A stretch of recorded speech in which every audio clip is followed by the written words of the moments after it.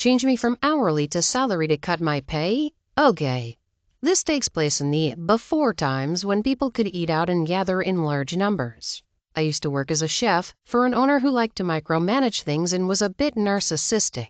I had been working there about 3 years, getting good reviews, customers loved me, updated the menu, made everything from scratch. People used to think the place was open box/sheets or food. Quality had gone up, morale was great in my kitchen. Annual sales went from $850,000 to $1.4 million, about maximum capacity for the space.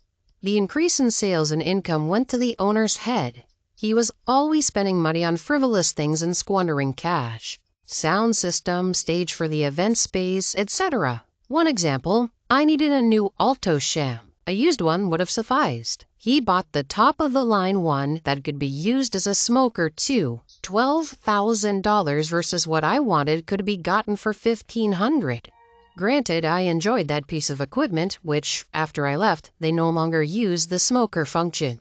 Years later, I still occasionally get email invoices from a vendor and see they bring in pre-cooked smoked meats now. I was hourly, but then the owner realized during the busy season, I and my sous chef put in 70 to 80-hour weeks. Doing this, he realized I made more take-home pay from his business than he did. At peak times, he'd maybe work 40 to 50 hours a week. So to save money, he puts me and my sous on a salary, effectively cutting my pay by about $10,000 a year. My sous netted a loss of $2,000 a year if we were to work at our current level of effort. During all of this, the owner is saying he is not expecting us to work over 40 hours a week ever. He even has written this into our contracts. So, with the extra time off at home with family, it is okay. I still like the job and my staff. During the slower time, this was great. Also during this time, I had won a local award for my cooking, and the narcissistic owner was not too pleased. He was no longer recognized as the creative force in the kitchen that bears his name, so his meddling and micromanaging increased. It had gone from, "It's your kitchen, cop chef, do what you want," to, "It's my name and my kitchen, do it this way." Morale and quality began to suffer. Just prior to the holiday season, my sous wants to go back to his home country for 2.5 months. November, December, and January peaks crazy time for us. I have good help and am good with it. Owner approved the time off. Owner thinking I am gonna save him some money that holiday season by working my usual 70 to 80 hours a week? Nope. Cue the malicious compliance. I started writing the holiday schedule. Sue is on vacation. I have my 40 during key prep times and peak business times. The rest of my staff gets serious overtime. Basically, the Sue and I carried a lot of weight in the kitchen and could outperform most of our small staff. So with Sue on vacay and I only pulling 40, full-time staff is now working 60-ish hours a week, and part-timers are getting 40. Things are running pretty smoothly until the owner realizes I'm not there like I always am during the holiday rush. He's in the kitchen more trying to micromanage my staff, give them poor advice considering my directions and timing for events, screwing up the small parties my staff could handle while I'm off. After a few weeks of this, he realizes he's going to be paying the staff out more in overtime than he saved on moving me and my sous to salary. He starts demanding I work more hours to stop hemorrhaging overtime to the kitchen staff. I show him my contract where I am not expected to work over 40 hours a week. Now he says it's just a guideline. I hold him to the 40 a week. It's Christmas and now I can for once spend time with my family. Now with my sous returning, I'm burned out from the constant micromanaging and gaslighting by the owner. I hand the reins to my sous and change careers after 25 years in the industry and never looked back.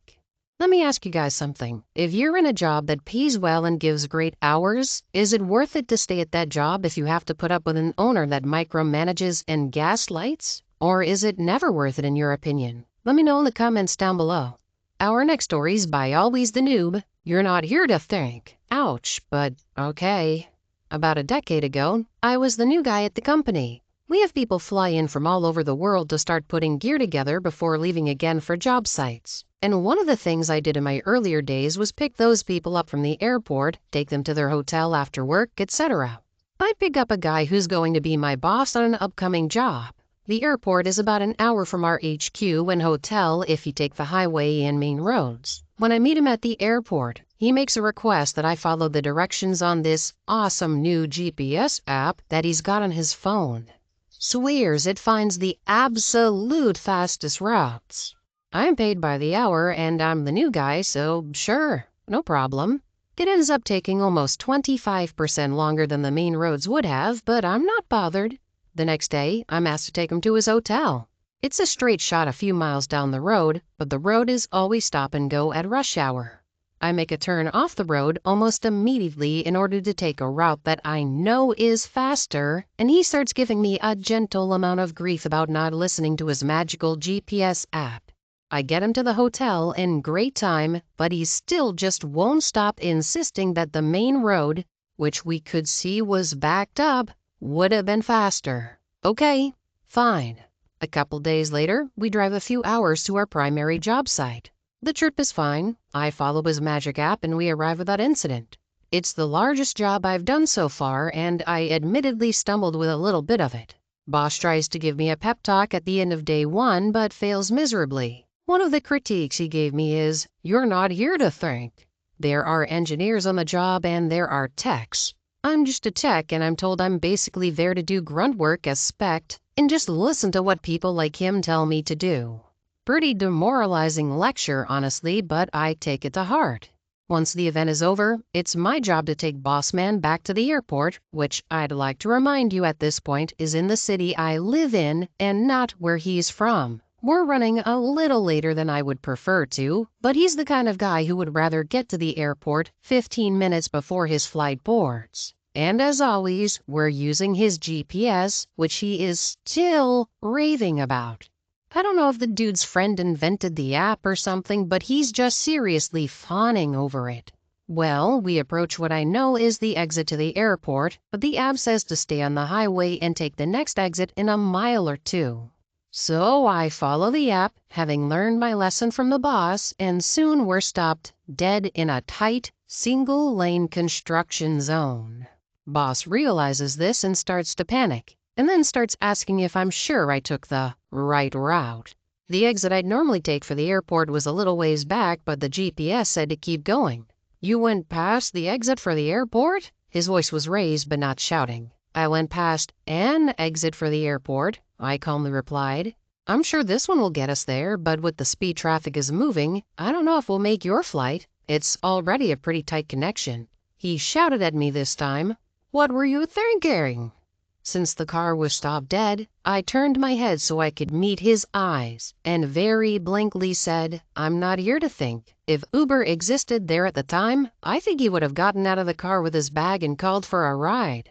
As it is, I spent the rest of the trip listening to him yell at some poor airline agent about getting his flight rebooked, since it was at this point that he wasn't going to get there in time. And the thing is, this really wasn't even malicious on my end. I was just too timid to rock the boat anymore, so I was doing things exactly as I was told. Not my fault that it bit him in the butt. This is another guy kind of gaslighting you at the end. For stretches of days tells you to follow the GPS, follow the GPS. This GPS is so great, tells you not to think. And then has the gall to get upset when you actually follow the route and surprise, it's not a good route. This next story is by Sherlock da Vinci. Not qualified for the promotion, then I'll just do my job. A few years ago, I worked for a furniture store in the back store. My job consisted of unloading and loading trucks, assembling furniture, and placing it on the main floor of the store. After around 6 months there, my supervisor announced he resigned, meaning his post was up for grabs.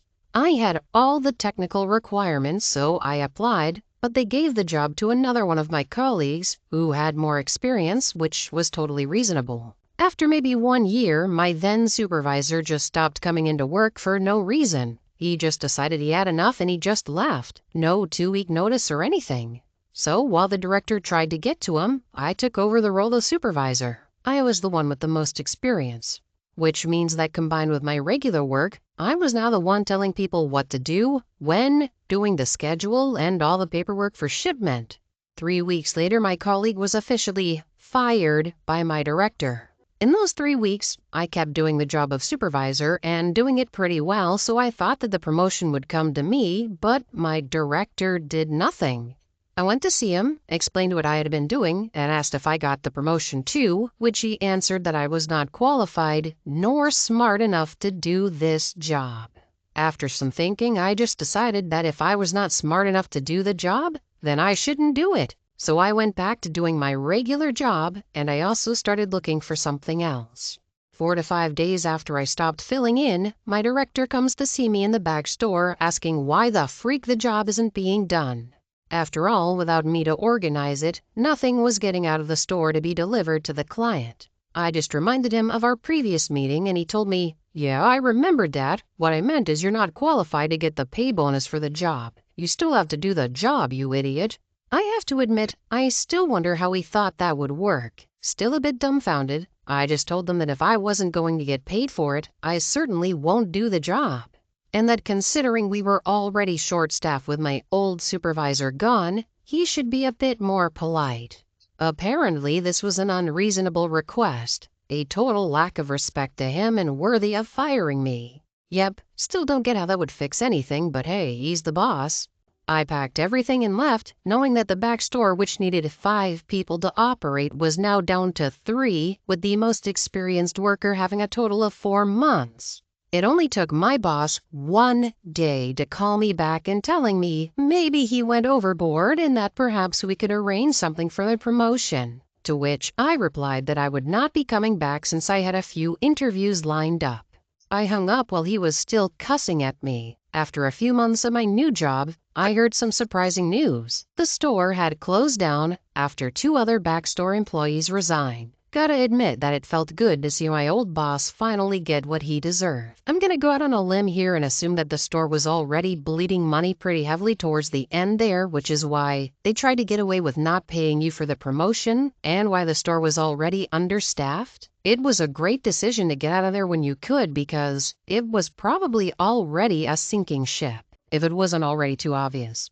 And our final story of the day is by Galaxy Cube 101, 30 pairs of underwear.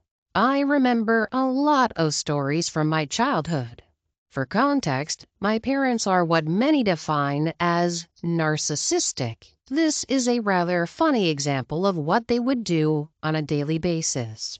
I had just finished watching a movie when my mom came in and asked me when the last time I did the laundry was. I looked at her and said plainly, "Only about a week ago." I had a lot of clothes, so I didn't have to do laundry as often. She scoffed and said, "What about your underwear? I'm sure you've been wearing the same pair for months." I tried not to laugh and told her I changed my underwear every day. "Oh, sure, I know you don't have 30 pairs of underwear." She frowned at me. "Actually, I do," I said. "Then show me," she shouted back. I smiled as she left and did exactly what she said. I got a small box, went into my closet and dresser, and began collecting every pair of underwear I could. After about 15 minutes or so of gathering underwear, I walked out of my room to her and thrust the box in front of her. "What is this?" she demanded to know. 30 pairs of underwear, just like you asked. I smiled at her. She gave me an icy glare and started counting them out one by one. "This is only 29, she said when she was done. "Oh, my bad." I smiled and dropped my pants, showing off a bright yellow pair of underwear. She never bothered me about laundry after that. Honestly, as a lazy guy, having 30 pairs of underwear is like a prerequisite. My dresser has so many random pairs of underwear from over the years that it's hard to close it. Although, if I was asked to prove it, I would maybe show the dresser and not have that little show at the end where you literally drop your pants in front of your parents. I'm not sure about that whole one. I mean, that's a very bold move, good for OP, but not something that I would do, that's for sure. I guess the one thing you can really say about that situation is OP handed it to their mom. Alright, end of story. But with that being said, that's all the time we have for today.